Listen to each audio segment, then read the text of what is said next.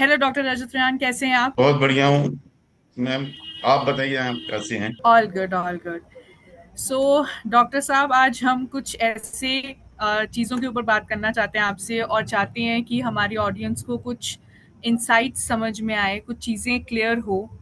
जैसे कि आजकल बहुत ज़्यादा कोविड का वापस से लहर वापस आ रही है, बहुत लोग उसके बारे में बात कर रहे हैं, न्यूज़ चैनल्स में बहुत पैनिक क्रिएट हो रहा है। तो पहले तो मैं जानना चाहूंगी आपसे कि क्या ये एक मिथ है, या आपको लग रहा है कि सही में अब कोविड उस स्टेज पे वापस आएगा जहां पे 1 साल 2 साल पहले भारत ने जो लॉकडाउन का पीरियड देखा, वो वापस आने के चांसेस हैं? देखिए मैडम, कोविड उस स्टेज पे आएगा वो पॉसिबल नहीं है, लेकिन ये मिथ नहीं है। कोविड आया है, एक म्यूटेंट वेरिएंट लेके आया है। और वाकई में लोग जो हैं उनको कोविड हो रहा है, उनसे डेथ भी हो रही हैं जिनको कोमॉर्बिडिटीज हैं। मान लीजिए किसी को हाइपरटेंशन है या डायबिटिक है, उनको थोड़ा ज्यादा इम्पेक्ट करता है। तो क्रोनिक किडनी डिजीज वाले हैं, उनको थोड़ा सा ज्यादा इम्पैक्ट होने की वजह से उनकी डेथ भी हो रही है। तो ये एक मिथ नहीं है। आपके दिमाग में ऐसा क्यों आ रहा है कि ये मिथ है या रियलिटी है? इसके दो दो एस्पेक्ट्स आ रहे हैं, कोई पॉलिटिकल एस्पेक्ट्स भी है, कुछ डॉक्टर रिपोर्ट्स भी हैं। तो ये ना काफी पैनिक भी लोगों में दिख रहा है। लोग बहुत ज्यादा वापस से वो सोच रहे हैं कि हम कुछ इंजेक्शंस लगवा ले, हम कुछ प्रिकॉशंस पहले ही ले लें। तो आप क्या कहना चाहेंगे कि ये सब चीजें लेनी चाहिए, या अभी हमें थोड़ा सा वेट करना चाहिए, कुछ हमें घरेलू नुस्खे ऐसे लेने चाहिए जिससे हम बच सकें? देखिए मैम, प्रिकॉशंस आप लें तो बेटर है, और हमेशा ही लेना चाहिए प्रिकॉशंस। तो अपने आप को सेव करने का, अपने आप को हेल्दी रखने का, अपने आप को हैप्पी रखने का हमेशा प्रिकॉशन तो लेने ही चाहिए। तो इसमें कोई दो राय नहीं है कि प्रिकॉशन नहीं लेना चाहिए, प्रिकॉशन लेना चाहिए। पर डरना जो है वो जरूरी नहीं है। देखिए, डरना और प्रिकॉशन में बहुत अंतर होता है। जो डर होता है, जिसको हम फियर बोलते हैं, वो हमारे को और प्रॉब्लम क्रिएट करता है। डर की वजह से हमारे हार्मोनल इम्बैलेंसेस हो जाते हैं, जिससे हमारे को और ज्यादा हेल्थ पे इम्पैक्ट हो सकता है। तो बेटर ये है कि हम अपना प्रिकॉशन लें, और डरने की जरूरत नहीं है। सबका तो वैक्सीनेशन हो रखा है, हमें तो ऐसा तो कुछ लग नहीं रहा है। तो हमें रूटीन में ऐसी कौन कौन सी चीज़ों का ध्यान रखना चाहिए जिससे जो हम लोग हैं वो इन चीज़ों से बच सके और एक हेल्दी लाइफ भी जी सके, और जिससे कोविड का पैनिक लोगों में थोड़ा और कम हो सके? देखिए, पैनिक करने का तो कोई अ, मतलब है नहीं। आप ले सकते हैं, आप प्रिकॉशन ले सकते हैं, मास्क पहन सकते हैं, आप सैनिटाइजर यूज कर सकते हैं, आप अपना हैंड वॉश कर सकते हैं। इसके अलावा आप एंटी इन्फ्लेमेटरी फूड ले सकते हैं, एल्कलीन फूड ले सकते हैं। तो ये सारी चीजें प्रिकॉशन लेने का। एंटी इन्फ्लेमेटरी और एल्कलीन फूड तो हमारे को वैसे भी लेना चाहिए to keep our bodies healthy. लेकिन मैं आपको एक चीज बताता हूँ, फ्री रेडिकल्स आपने पता नहीं सुना है या नहीं सुने हैं, लेकिन आपने ऑक्सीडेटिव स्ट्रेस करके एक वर्ड आपने जरूर सुना होगा कि ऑक्सीडेटिव स्ट्रेस होता है। तो ऑक्सीडेटिव स्ट्रेस की वजह से क्या होता है, हमारे फ्री रेडिकल्स जो हैं वो जनरेट होते हैं, और उन फ्री रेडिकल्स को न्यूट्रलाइज करने के लिए एंटीऑक्सीडेंट्स काम आते हैं। एंटीऑक्सीडेंट्स आपको फल और सब्जियों में मिलेंगे। तो हमारे को प्रिकॉशन के रूप में, नॉट इवन फ्रॉम कोविड, हमारे को जनरल जो बीमारियां हैं उससे भी बचने के लिए हमारे को जंक फूड नहीं लेना चाहिए, रिफाइंड फ्लोर नहीं लेना चाहिए, ज्यादा शुगर ना लें, हम ज्यादा सॉल्ट ना लें। ये सब चीजें तो वाकई में हमारे को वैसे रेगुलर लाइफस्टाइल में भी करनी चाहिए, सिर्फ कोविड के लिए नहीं। तो यही सब चीजें हैं।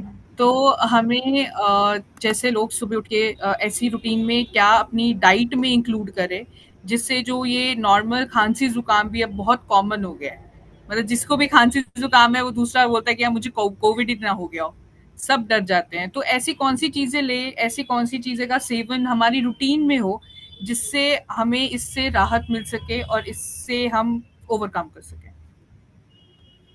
देखिए, विटामिन सी जो है, मतलब सिट्रस फ्रूट्स जो हैं वो हम जो है कंज्यूम ज्यादा करें। अर्ली मॉर्निंग, क्योंकि आजकल गर्मियां चल रही हैं, अर्ली मॉर्निंग में आप जो है सनलाइट में जरूर बैठें। और कहते हैं ना, सूर्य की रोशनी में नहाएं, सन बेदिंग करें। वो इसीलिए क्योंकि हमारे बॉडी में विटामिन डी जो है वो जनरेट होगा। विटामिन डी भी इम्यूनिटी को जो है हमारा चाहिए होता है इम्यूनिटी को जनरेट करने के लिए। तो विटामिन सी, हुँ, विटामिन डी, इसके अलावा हम पत्तेदार सब्जियां खाएं, उसमें आपको हुँ, हर हुँ, तरह के मिनरल्स भी अवेलेबल हो जाते हैं। आयरन से लेके आपको जिंक वगैरह हर चीज अवेलेबल होती है। तो ये सब चीजें आप हुँ, रूटीन में कर सकते हैं, जिसकी वजह से आपको कॉमन कोल्ड या कोई भी मतलब रेस्पिरेटरी इशू ना हो। अच्छा, इसमें आप तुलसी को भी हुँ, ऐड कर सकते हैं। तुलसी में काफी एंटीऑक्सीडेंट्स होते हैं। तुलसी एंटी इन्फ्लेमेटरी भी होती है। तुलसी जो है वो एंटी वायरल भी है, एंटी बैक्टीरियल भी है। आप उसको इंक्लूड कर सकते हैं। कुरकुमिन एक फाइटोन्यूट्रिएंट होता है जो आपको बड़े आराम से किचन के आपके किचन में मिल जाएगा। टर्मरिक आपने देखा होगा, हुँ, तो हुँ, आप टर्मरिक जो है वो हुँ, टर्मरिक हुँ, वाटर ले लें, तो ये सारी चीजें हेल्प करती हैं। हुँ, हुँ। आप इनको अपनी डाइट में इंक्लूड कर सकते हैं। अब हम तो ये डाइट में इंक्लूड कर लेते हैं, हमें तो समझ में आ जाती है। बच्चों को कैसे सिखाएँ? बच्चे समझते ही नहीं हैं। बच्चों के लिए आप क्या बताना चाहें, किस तरीके से हम उनकी डाइट में चीज़ें डालें कि वो इन चीज़ों से भी बचे रहें? मैम, आपसे मैं ऑन द लाइटर मोड बोलूंगा, आप ना अपनी मदर की कॉपी होंगे। मैं आपकी मदर को नहीं जानता हूँ, लेकिन आप मदर की कॉपी होंगे, क्योंकि बच्चे हमेशा बड़ों की कॉपी करते हैं। राइट? तो अगर आप सही चलेंगे तो बच्चे भी सही चलेंगे। अब जो पियर एक प्रेशर होता है बच्चों में कि भाई स्कूल में जाते हैं, स्कूल में कोई जंक फूड खा रहा है या फास्ट फूड ले रहा है, तो आप उसको बच्चों को समझा सकते हैं, काउंसलिंग कर सकते हैं। नहीं कर सकते हैं तो आप किसी भी हेल्थ केयर प्रैक्टिशनर के पास जा सकते हैं, जो बच्चों की काउंसलिंग कर सकते हैं कि भाई क्या चीज खानी चाहिए, क्या नहीं खानी चाहिए। मैं आपको बताता हूँ, मेरे पास एक पेशेंट आई थी, और वो अपनी डॉटर को लेके आई थी। 7 साल की डॉटर थी, बहुत पतली सी थी। और वो मेरे को इन्होंने बोला कि बस मेरी बेटी जो है वो नूडल्स खाती है, तो मैं क्या करूं। तो बच्चों को देखो समझाने के तरीके होते हैं। तो मैंने उनको बोला कि सबसे पहले तो आपने अपनी जो है व्यवस्था के बीच में बच्चों को भूख लगी, आपने मैग नूडल्स बना के दे दिए, तो ये तो आपकी गलती है वैसे। लेकिन अब क्या किया जा सकता है कि अब क्योंकि वो सिर्फ नूडल्स ही खाती है, इसके अलावा और कुछ नहीं खाती है, तो फिर उसको कहानी सुनानी पड़ी। मैंने उसको टिनटिन की कहानी एक बताई। उसको टिनटिन नहीं पता था, उसको आजकल के जो कार्टून्स होते हैं वो पता था, हमारे जमाने के टिनटिन होते थे। तो मैंने उसको बोला कि जाके देखना, ढूंढना। आजकल बच्चे जो हैं वो टेक सेवी भी बहुत हैं। उसने देखा। फिर मैंने उसको अगली बार पूछा कि टिनटिन जो है जब कहीं जाना होता था तो वो एक डब्बे में खाता है, उसको ताकत आ जाती है, उसके जो है बाइसेप्स बन जाते हैं। वो क्या चीज होती है डब्बे पे लिखी, कहती है स्पिनच। मैं स्पिनच खाएगी तो ताकत आती है, बॉडी बन। नेक्स्ट मीटिंग में उसकी मदर ने ये मेरे को जरूर तारीफ करी कि मेरी बेटी जो है उसने स्पिनच खाना शुरू कर दिया, लेकिन वो नूडल्स में स्पिनच डाल के खाती है। चलो, कहीं से कहीं तो हम एक स्टेप चले। तो आज उनकी बेटी जो है वो फल सब्जियां सब चीज खा रही है, और जंक फूड वो उसका बैक फुट में है। वो जैसे कहते हैं ना कि भाई अगर आप ये कर दोगे तो आपको हम ये रिवार्ड देंगे, तो वो वाला चीज है कि अगर आपने ये कर लिया तो आपको हम नूडल दे देंगे या बर्गर दे देंगे या पिज्जा दे देंगे। वो वंस इन ए मंथ होता है, क्योंकि बच्चे वो पूरा कर ही नहीं पाते जो मदर फादर का एक्सपेक्टेशन होता है। तो अभी आजकल उसका हेल्दी खाना ही चल रहा है। तो ये काउंसलिंग होती है बच्चों की। आपने बिल्कुल सही बोला है कि किसी तरीके से भी बच्चों को समझाया जाए उन्हीं की भाषा में, तो वो चीज़ों को समझते हैं। और कहीं न कहीं ये हमारा ही एक रिस्पॉन्सिबिलिटी बनती है कि उनको किस तरीके से आगे लेके जाया जाए।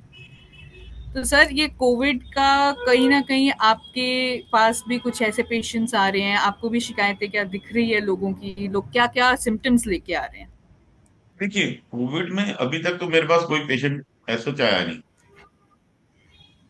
पहले आते थे, लेकिन अब जो है कोविड जो है अभी बहुत लिमिटेड पॉपुलेशन को इम्पेक्ट किया है, जिसमें से काफी लोग ठीक भी हो गए। तो ऐसा अभी इतनी पैनिक वाली सिचुएशन नहीं है कि लोग जो हैं वो मेरे पास हैं। लेकिन सिम्टम्स जो हैं वो रेगुलर वैसे ही सिम्टम्स हैं, ड्राई कफ वगैरह है जो हमने पढ़े हैं। और आजकल जो वेरिएंट आया है उसकी वजह से जो उनका डाइजेस्टिव सिस्टम है वो भी गड़बड़ा जाता है। तो एक ये एडिशन है उस सिम्टम्स के अंदर। तो जैसे कि पहले भी जब ये लहर आई तो बहुत सारे लोगों ने सप्लीमेंट्स शुरू किए, कावा शुरू किया, विटामिन सी लेना शुरू किया। इतना सब कुछ लोगों ने सुन सुनाकर सब कुछ शुरू कर दिया। लेकिन अब जैसे कि देखा जा रहा है कि अभी बहुत ज़्यादा इफेक्ट नहीं आ रहा है, तो कोई एडिशनल सप्लीमेंट लेने की हमें ज़रूरत है कि घर पे पड़े हुए जो चीज़ें आपने बताई है उन्हीं नुस्खों के साथ हम अपने आप को, हमारी इम्यूनिटी स्ट्रांग हो सकती है। मैम, पहले क्या था कि लोग जो थे इतने अवेयर नहीं थे अपने हेल्थ के लिए। आज अवेयर हैं, एटलीस्ट पहले से तो ज्यादा ही हैं। तो अब ये काढ़े वाड़े जो हैं, ये थोड़ा लीवर पे भी इम्पेक्ट करते हैं। तो काढ़े वाड़े से उतना ना करें कि बहुत पैनिक में, फियर में आप सारा दिन काढ़े ही पी रहे हैं, ऐसा नहीं होना चाहिए। आप जो है रेगुलर अपना फूड लें और हेल्दी फूड लें, बैलेंस डाइट लें। इसमें आपके कॉम्प्लेक्स कार्ब हो, प्रोटीन हो, आपके फाइबर्स हो, ये सब चीजें आप लें, हेल्दी फैट्स लें, तो आप वैसे ही हेल्दी रहेंगे। तो आपको किसी बीमारी से डरने की जरूरत ही नहीं है। साथ में एक्स्ट्रा प्रिकॉशन ले लीजिए, मास्क पहन लीजिए। बिल्कुल, बिल्कुल सही है। अब जैसे कि मैं भी कभी कहीं से आ रही थी तो मुझे रास्ते में कोई एक लेडी मिली, वो अपने बच्चे को कुछ सामान वगैरह दे रही थी कि बेटा ये भी खा लेना, ये भी कर लेना। तो मैंने जनरली बात करी उनसे, मैंने जनरली खड़े थे हमने, तो हमने बात करी तो पता चला कि उसने बोला कि यार मेरा बच्चा तो बहुत छोटा है, मैंने तो अपनी मेड भी छुड़वा दी, कुछ नहीं पता कब आ जाए, हम वेट थोड़ी ना करेंगे। मैंने अपने बच्चे को पूरा पाउच दे दिया कि भाई ये लेना है, मैंने टीचर को बोल दिया ये पीना है, ये करना है।